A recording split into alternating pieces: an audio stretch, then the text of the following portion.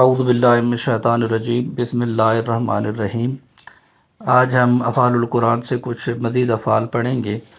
تو پہلا فعل ہے باب ضرب یضرب ضربن سے، کلم یکلم کلم، کلام کرنا، بات کرنا، اس کے معنی ہیں۔ قرآن مجید میں سورۃ الفاتر کی 10ویں آیت میں یہ استعمال ہوئی، الیہ یصعد الکلم الطیب، الیہ یصعد الکلم الطیب، طرف اسی کے چڑھتے ہیں کلمات پاکیزہ۔ اس کے بعد ہمارا دوسرا فعل ہے وہ بھی باب ضرب یضرب ضربن سے، کفت یکفت کفتن، سمیٹ لینا۔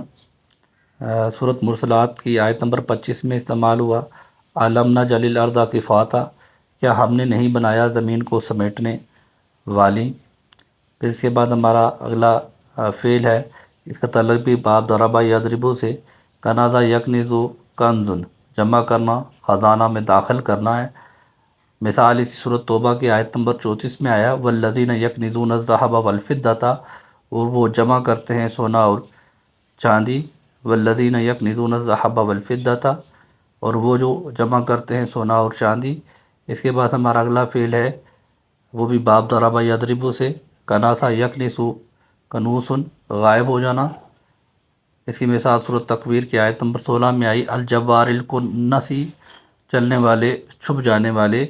یہ ستاروں کے حوالے سے بات ہے۔ اس کے بعد ہمارا اگلا فعل جو آج کا آخری فعل بھی ہے وہ ہے لباس یلبس لبسن، یہ بھی باب ضرب یضرب سے، اس کا مطلب ہے خلط ملط کرنا، ملانا۔